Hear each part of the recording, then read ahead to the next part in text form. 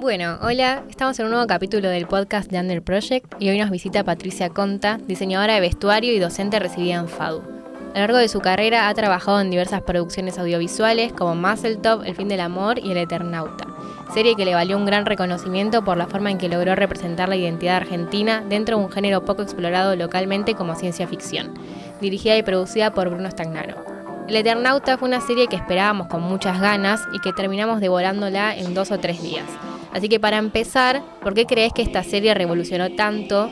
¿Qué tiene El Eternauta que nos pegó tan fuerte desde tu mirada como diseñadora y cómo fue tu experiencia? Bueno, gracias. Gracias por la invitación. Muchas gracias por venir. Todavía estoy tratando de desenmarañar por qué pegó tanto, pero El Eternauta, como saben, es un cómic que fue escrito en el 57-58, o sea que está anclado en otra época. La novedad de Bruno es que con el guión lo trajo a la actualidad, ¿no? Y yo creo que pegó tanto porque hace empatía, sintoniza con algo identitario, que no solamente, no de ser argentino, sino del orgullo de ser argentino, que estaba como un poco devaluado por momentos. No sé, me está pasando ahora que pareciera que como si hubiéramos ganado un mundial, porque es como que todo el mundo está muy arengado, sí, muy manija. Se escribe gente que no, o sea, gente que participó de algún modo, y escribe, che, o sea, y lo que recibo es, estoy orgullosa de lo que hicieron. Entonces, como si la otra persona te dice, no solo me gustó, sino estoy orgullosa de lo que hicieron, es que me parece que se juega algo de eso. La historia, o sea, El Eternauta siempre fue como algo que todo el mundo quiso hacer, ¿no? O sea, como siempre era algo que estaba dando vueltas por ahí. Che, parece que tal va a dirigir El Eternauta. Uy, parece que lo tiene tal productora. Uy, parece que... Siempre estaba como el fantasma, pero no se concretaba. Bueno, nada, cuando me convocaron a mí para encargarme del diseño de vestuario, fue el sueño del pibe, porque es algo que obviamente siempre quería hacer, y yo tenía como una deuda pendiente que siempre había querido hacer ciencia ficción, que no había sucedido hasta ese momento. Entonces, nada, para mí fue un sueño, y la experiencia fue intensa, agobiante por momentos, pero sumamente enriquecedora. Y durante el rodaje se dio algo que refleja un poco lo que sucede, que no sé si es por eso, pero digo, esta cosa de la idea de la construcción del héroe colectivo y de que nadie se salva solo. Eso un poco nos pasó a nosotros, rodando, grabando y en la pre. O sea, estábamos mucho tiempo juntos, mucha gente. Yo tenía un equipo de 14 personas fijas, pero después los días de muchos extras venían 20 más o más gente. También, o sea, la interacción con el equipo, con los directores de arte, con Juli, con María, con el director, con el equipo de dirección, con el equipo de foto. Y todo el tiempo era como una especie de... Como una familia. Sí, como una familia con los días malos y días buenos, obvio, que tiene una familia. Con días que decís, che, ¿cómo hago esto? O sea, con las preocupaciones, pero siempre había alguien como...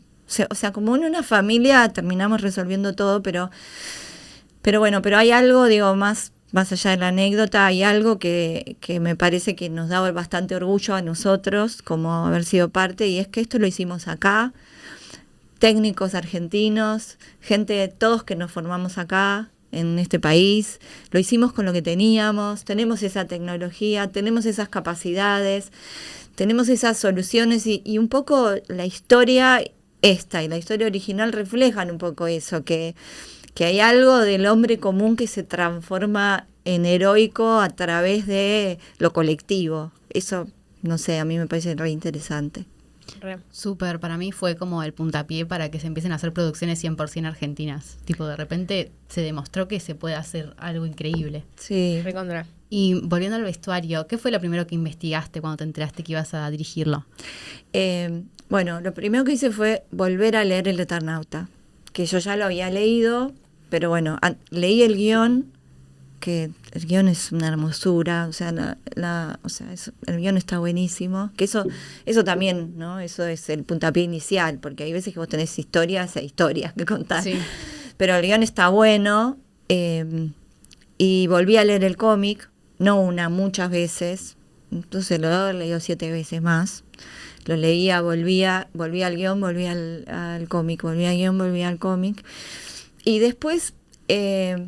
bueno, muchas conversaciones con Bruno, con María, con Julián, que son los directores de arte, muchas conversaciones o sea, bueno, este personaje, no sé, el personaje de la mujer de Favali, ¿a qué se dedica? Que no aparece en el guión que dice a qué se dedica, pero nosotros pensando a qué se dedica, porque para ver cómo vestirías a alguien que tiene tal profesión, ¿no? Lo primero que hicimos fue, lo primero que hice fue investigar gente real. O sea, salir a la calle a sacar fotos a distintas horas del día de gente real en distintas actividades, distintas edades, casi siempre intentando cubrir el rango, al principio cubriendo el rango de la zona que es bastante específica, donde transcurre la acción, ¿no? Zona norte, Núñez, Saavedra, Vicente López, ¿no? Como ahí. Y después, por todos lados... pero no sé, tengo la computadora estallada de fotos de scouting de gente común, claro. Que a mi equipo yo le decía, no, pero sacá fotos, más fotos, le decía yo, sacá más fotos en el tren, a toda la gente que está en el tren. Y no me acuerdo quién de ellas un día me dijo, ay Pato, me van a acusar por acoso. Y decía, me van a acusar por acoso. Por ahí, no sé, había uno, le digo, sacale fotos a los kiosqueros que encuentres, no sé, y era así, o sea, así era nuestro cotidiano. Entonces volvían con todas las fotos y nos pasábamos, teníamos como un drive donde lo llenábamos. Y en base a eso empezamos a armar personajes, ¿no? Y también a veces sucedía que los chicos se iban de scouting a distintas locaciones y había cosas que surgían en las locaciones. No sé, fuimos a la estación de tren y Bruno vio un chabón que vendía globos en no sé qué, bueno, listo. Entonces, hay algo que la otra vez, no sé a quién le decía, que nosotros nos centramos, o sea, yo me centré en los personajes, pero también en los extras. Y los extras en esta historia cuentan mucha historia, siempre cuentan, para mí siempre cuentan, pero en esta cuentan un montón, aunque tal vez... No sé, no estés pensando en qué era ese extra, pero para nosotros sí. Nosotros pensábamos, bueno, el muerto que está ahí al lado de la vía, ¿de dónde venía? Bueno, venía de ver a su mamá, qué sé yo, entonces, o venía de jugar a la pelota, o a dónde iba. Se iba a trabajar temprano porque trabaja en una churrería en Vicente López. No sé, como que todas esas cosas las pensamos antes de vestir a esa gente. Y por ahí era... la ropa, era, no sé, el accesorio que le poníamos. Yo creo que se renotó. Esos detalles, para mí, es lo que hacen la historia tan auténtica. Se siente muy argentina la serie, para mí es por los detalles. O sea, todo tiene mucho sentido.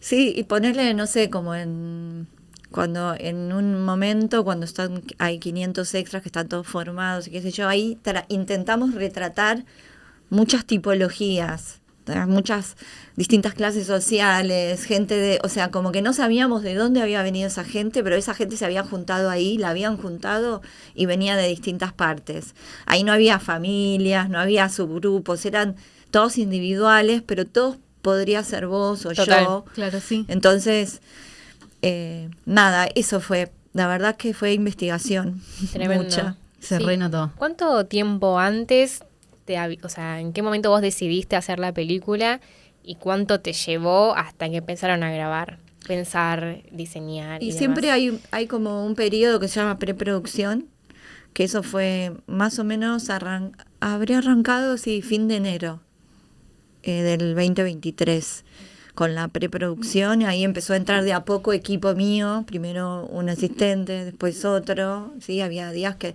al principio éramos 3 y después empezaban a sumar a medida que el trabajo se empezó a complejizar. Y salimos a grabar, eso fue, fin de enero, principio de febrero, salimos a grabar en mayo. hasta diciembre. El 22 de diciembre fue nuestra última jornada. Con la sidra en la mano. Literal, sí, terminando el año. El champagne. Tremendo. Sí. Hay un detalle que requeremos preguntar y es por la máscara. Ok. Que tiene un efecto súper dramático. ¿Cómo trabajaste el diseño para que funcione? ¿Cómo fue el proceso? Primero también investigamos todo tipo de máscaras. O sea, vimos máscaras, porque en el guión ya planteaban que esa máscara estaba en la casa de Favalli. Entonces, nosotros tuvimos que partir mucho de qué cosas podían estar en la casa de Favalli. Porque, todos esos amigos y todos esos terminan armándose, abrigándose cuando hace frío y todo con ropa que está en la casa de Favalli. Entonces, toda esa ropa que tienen puesta o fue de Favalli en algún momento o fue de Ana. Entonces, nosotros tuvimos que salir a partir de ahí, crear. Y entonces la máscara, dijimos, ¿qué máscara se podría haber traído de un viaje? Porque eso decía el guión. Y entonces pasamos por las máscaras antigas, hicimos como un recorrido y nos dimos cuenta, al principio habíamos pensado en una máscara de esas más retro, las de la Segunda Guerra, pero era muy impresionante y nuestro personaje, Juan Salvo, iba a tener que estar todo el tiempo con esa máscara, iba a atemorizar más que empatizar, o sea... Tenía como otro peso. Sí, porque son esas máscaras que vienen casi como una trompa, los ojos están separados, entonces nosotros queríamos que la mirada fuera única. En el cómic tiene puesta una máscara que es de buceo, casi, que es plana adelante, así la construyeron. Y la nuestra es como una máscara que podría haber sido de un trabajador, de alguna cosa especial, no sabemos por qué Favalli se la trajo, pero la empezamos a armar en base a distintos tipos de máscaras. Sí. Y a partir de eso la dibujé y después, Bruno la aprobó, entre otras, y después la mandamos a realizar. Y después de esa realización también el mismo realizador, Valen Cosentino, la avejentó para que parezca más vieja. Esa historia, tenía filtros reales en un principio, después se los empezamos a sacar porque no podía respirar bien, Ricardo. Y no, porque eran muchas horas muchas horas, pero por ahí tenían que hacer una escena, otra escena, y si entre cada escena le teníamos que sacar la máscara, volverla a poner, era todo engorroso. Sí. Y además era algo que le teníamos que poner nosotros, ajustarla, no es que se la podía poner solo. Entonces, le sacamos tuvimos que hacer varias pruebas. Primero le sacamos los filtros. Nos dimos cuenta que al sacarle los filtros, el vidrio se empañaba por la respiración, entonces no podíamos sacarle los filtros. Entonces le sacábamos algunos filtros, le pusimos otra cosa que un truco para que no empañara. Hicimos como para que tuviera como una conexión el aire entre un filtro y el otro y eso no sucediera. O sea, hubo idas idas y vueltas con eso hasta que logramos que funcionara. Y después teníamos varias, teníamos la máscara de él, teníamos una doble máscara para él, teníamos otra máscara para Carla, que cuando se la da a él es otra, porque tiene distinto tamaño. Claro. Después teníamos una máscara igual, pero que era para cámara, que le sacábamos el visor para poder meter la cámara adentro y después teníamos una máscara que estaba microfoneada porque si no también había algo con el sonido que pasaba con el rebote cuando él hablaba con la máscara puesta. Entonces había algo preparado con micrófono, había otra que no, que la usábamos para las escenas sin hablar, digamos. Tremendo. Me encanta todo el detrás. Increíble. Y otra pregunta era que en el cómic original él no usa un gamulán, tiene como más un traje de supervivencia. ¿Y cuál fue como la decisión que tomaste para elegir un gamulán? Sí, en el cómic original, sobre todo la mujer le hace el traje, ¿no? Que hay algo ahí, ¿no? Que pasa, también en el 58 tenía una máquina de coser, le cose el traje, no era ese nuestro panorama, sino que la idea era armarlo con cosas que pudieran existir en la casa de Favalli. Sí. Entonces, pensamos, o sea, Bruno igual tenía como una idea, no era exacto el gamulán, pero era como si era la misma, la textura del gamulán, o sea, él ya tenía una idea que traía consigo así. Y entonces lo que pensamos fue como, ¿por qué no usar un gamulán, que es una prenda icónica, más de los 70s, que Favalli podría haber guardado por alguna razón en su casa? Y que además es un material con que la humanidad se cubrió al principio de los tiempos y si vos salís a la calle con un gamulán, no te empapás. Puede ser que después de un rato, mucho rato de estar, te empieces a mojar, pero no deja pasar el agua, el cuero. Es muy noble el gamulán. No deja, es muy noble, es un material muy noble. Sí, te digo que tan noble que se bancó todo el rodaje. Mirá.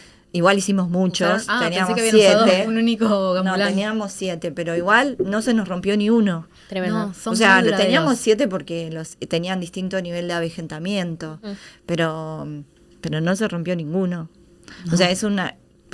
O sea, el traje de él se va construyendo por capas, que ahí mostramos que se pone una camperita técnica abajo, ¿no? Pero no queríamos que la prenda superior fuera tecnológica, porque también estábamos con esta idea que trasunta toda la obra, que como que lo viejo vuelve a tener una segunda chance. Sí. Entonces, Gamulán vuelve a tener una segunda chance, y una chance heroica, ¿no? Súper, y es más, hoy en día el gamulán se volvió a usar mucho. Ahora en los vintage está repleto de gamulanes. Tiene como mucha historia argentina el gamulán. Sí, tiene mucha historia. Y además también construir un poco la idea de que nuestros personajes, vos tuvieras una lectura rápida, de decir, no sé, te imaginás el muñequito de Salvo, el muñequito de Favalli, el muñequito... O sea, porque además en una historia que transcurre con mucha gente con máscara, con cubiertas, con capuchas y qué sé yo, también por momentos te conviene, pero por momentos no, perdés la identidad cuando ves un grupo. Entonces... hay algo que nos hacía reconocible a cada personaje. Claro, ¿no? Cada uno tenía su propia impronta. Mismo el suéter que fue utilizado por Favalli está inspirado en el cómic original. ¿Cómo fue el armado? Ese lo hice textual, el cómic original, solo que en el cómic no hay color y nosotros le agregamos el color, ¿no? El cómic ese es blanco y negro. Y lo mandé a tejer a una tejedora que nos hizo varios también. También teníamos uno que era cortito, que iba hasta acá para los días de calor, para que no le diera tanto calor. Ay, sí, pobre, es verdad. Es que pasamos las 2 temporadas, pasamos invierno y pasamos verano, o sea, hubo días que nos morimos de frío, hay un montón de fotos que estamos todos abrigados, emponchadísimos, y hubo días que hacía mucho calor. Entonces ahí a Darín, que siempre se quejó del gamulán. Claro, pesadísimo. Él tenía un gamulán que nosotros se lo habíamos como esquilado adentro, con una máquina de afeitar le sacamos todo el corderito. Sí. Así que se queja, pero intentamos que no sufriera tanto. Y el suéter de Favalli, eso, lo mandamos a tejer porque también hay algo ahí en el tejido a 2 agujas, ¿no? Que también, o sea, él se agarra, es como... No sé, eso es como, no me lo dijo, o sea, no es que está en guión nada, es algo que a mí me pasaba, que yo pensaba que Favalli se agarraba de esas cosas también, es como algo propio, ¿entendés? Algo identitario de él, o sea, el suéter que le tejió, andás a ver, se lo tejió Ana, la madre, no sabemos, pero alguien lo tejió para él. Total. Entonces, sí, eso es lo que lo acompaña en la aventura. Y después preguntarte sobre el poncho, que también vimos que vos le tenés cierto aprecio, te hemos escuchado en notas. Sí. Preguntarte cómo se te ocurrió el uso del poncho para ese personaje de la Scout. Sí. La construcción de los personajes de los Scouts, al principio lo armé pensando en estos pibes, son Scouts, terminaron adentro de esa torre, y de dónde sacan las cosas, ¿no? Para armarse los trajes de salida. Y otra vez lo mismo fue, nosotros fuimos a hacer scouting de todos los negocios que había alrededor de la iglesia, de todos, había una farmacia, me acuerdo casi de memoria, había una farmacia, había un bar, había una ferretería, había un lugar que vende chucherías, bueno, y entonces con esa información nosotros, eso, más también pensar que adentro de las iglesias, y sobre todo los scouts, siempre tienen sus bolsas de dormir, tienen sus carpas, también hay bolsas de donación de ropa, ¿sí? Tienen o sea, mi sobrina es scout, bueno, era scout, ahora es médica, pero era scout y tiene como ese espíritu. Yo le pregunté muchas cosas a ella. Después, una de mis asistentes fue scout de chiquita.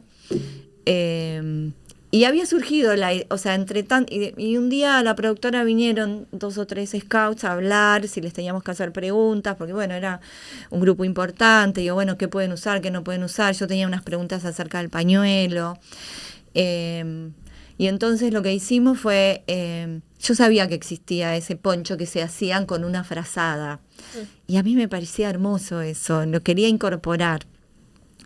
No se ve tanto en la serie, se ve solo como cuando está despidiendo al amigo, cuando tiran de hecho ahí para las cosas que tira también las hicimos, no se ven, pero hicimos una cosa que tienen los scouts que es como una ramita bifurcada, que creo que se llama, ahora me olvidé, pero es el cayado, y que lo que cuentan los scouts es que esa ramita, ese cayado te encuentra a vos, no que vos lo encontrás a él, y es algo que te acompaña durante toda tu historia. Entonces a mí me parecía re importante que eso fuera una de las cosas que tiraran ahí, pero como teníamos que tener varios, no podíamos agarrar una ramita. Entonces tuvimos que realizar 5 o 6 de esos callados, así, en algo que parezca ramita, pero que no fuera, para todas las veces que repitieran la toma del fuego. Cuestión que al final no se ve, pero no importa. Y el poncho ese también es el poncho que usan a veces scouts, lo van completando con parches dependiendo de los campamentos que hacen. Hermoso. Y a dónde van. Pero el traje que más se ve de ella, que es el traje de salida, es algo que lo diseñé pensando en que ella se agarró ropa de ahí, se agarró una campera, se agarró una bolsa de dormir y se cosió la bolsa de dormir y armó todo un traje con eso. Y se termina cubriendo con un pañuelo scout. Entonces, bueno, nada, se fue construyendo a partir de eso, de esas investigaciones. Me encanta. Increíble. Wow. Todo el detrás. Me impacta mucho el detrás y todo el detalle y toda la investigación que tuvieron que hacer. La verdad que... Me encanta. Me impacta, me pone la piel de gallina. Sí, soy fan. ¿En qué momento sentiste que el vestuario encajó con lo que se estaba contando? No sé. ¿Hubo alguna escena donde dijiste, esto funciona, esto es 100% el Eternauta? Hubo un día que estábamos haciendo una prueba de cámara y todavía el vestuario de Juan Salvo no estaba definido, no era que no estaba, o sea, Bruno sabía lo que quería, siempre, tiene como un talento es que primero que sabe lo que quiere exactamente y no para hasta que lo consigue. Que eso está buenísimo para los técnicos cuando trabajamos con un director que sabe lo que quiere. 100%, sí. Bueno, entonces no estaba totalmente definido el vestuario de él. Teníamos varios distintos gamulanes de distintas formas, tipologías, distintas telas, distintas partes de abajo, distintos borseos, un montón. Bueno, y teníamos una prueba de cámara que era para probar nieve y él caminando, pero ese día de repente vino todo el mundo a esa prueba, o sea, vino gente de Netflix de todos lados, y entonces yo ahí sabía que ahí capaz que se definía, porque ahí iban a hacer una foto, entonces si esa foto ya quedaba, era como... Nosotros igual habíamos hecho 1000 pruebas de vestuario, ya estaban, Bruno ya las había visto, él ya sabía lo que quería, y entonces lo empezamos a vestir, ¿no? Entre lo que él quería, lo que yo proponía, bueno, empezamos a armarlo ahí, tac, tac, tac, tac, y entonces sale y dice, bueno, camina para allá, y yo estaba parada atrás de Bruno, justo estaba Bruno y Gastón, que era el DF, y yo lo escucho a Bruno, no, que le dice a Gastón, ahí tenés nuestro héroe. Y tremendo. Ahí ya para mí fue tipo, listo, ya está. Listo. Ya está. Tremendo. Sí. Y ahí digo, ya está, era eso. O sea, empezamos a laburar en base a eso. Sí. Y después, no sé, después era todo el tiempo estábamos creando personajes, porque pasaba esto, que también ellos hacían mucho scouting, y a veces surgían muchos personajes nuevos, o personajes que, no sé, en la iglesia había personajes que iban a quedar en la iglesia, claro. que no se iban a ir con ellos, y de repente nos enterábamos que, tal personaje siguen. Entonces para nosotros eso era tremendo porque por ahí habíamos hecho un traje o habíamos dicho, bueno, esto lo podemos agarrar de un vintage, ¿viste? Y reformatearlo y no sé qué. Y entonces a partir de eso tenías que hacer 3 iguales por lo menos de eso, porque tenías que saber que tenías 3 iguales. Sí. Entonces yo tenía un taller de realización y un taller de avejentamiento en la productora armado. Y entonces ahí, nada, y ahí era, bueno, hay que replicar esto. O no sé, la campera de Inga, esa que es de tantos colores. Ajá. Esa campera, o sea, esa campera, no sé en qué momento quedó esa campera, pero no era una campera que había salido de realización. Era una campera de un vintage. Entonces ahí nos vimos en la problemática que teníamos que triplicar esa campera y esa es una campera original de los 80s, 90s. No existe más, ni las telas, ni esos colores. Entonces tuvimos que agarrar las telas más parecidas y empezar a teñir de cero. Y pruebas de tintura, y desarmar la campera, ver la moldería, armarla, teñirla, avejentarla y bueno, y se hizo. Digo, todo eso se hizo acá. Tremendo. Wow. Acá. No puedo creerlo. Sí. Y por último, si tuvieras que elegir una prenda o un conjunto que resuma todo lo que quisiste contar con tu trabajo en la serie, ¿cuál sería y por qué? Ay, qué difícil elegir una. Decías muchísimo. No los extras, sé. todos los personajes. Sí, creo que el de Juan Salvo, porque es el que, o sea, no sé, se queda en la memoria, ¿entendés? Sí. Todo, la paleta de colores, el color de la capucha, no sé, los guantes dobles, cuando sale la cinta, digo, hay como una construcción ahí de nuestro héroe que, no sé, no me puedo correr de eso, tengo como un amor ahí, pero si no, la construcción de los personajes de la iglesia fue una de las cosas que más me gustó hacer. Me encanta. Sí. Bueno, estamos. Muchas gracias por venir. Muchas gracias por haber venido, nos encantó. Es increíble lo que lograron. Sí. Así que muchas gracias por haberlo hecho acá en Argentina. Me parece increíble todo el detalle que tiene. Así que nada, gracias. Gracias. Bueno, gracias a ustedes.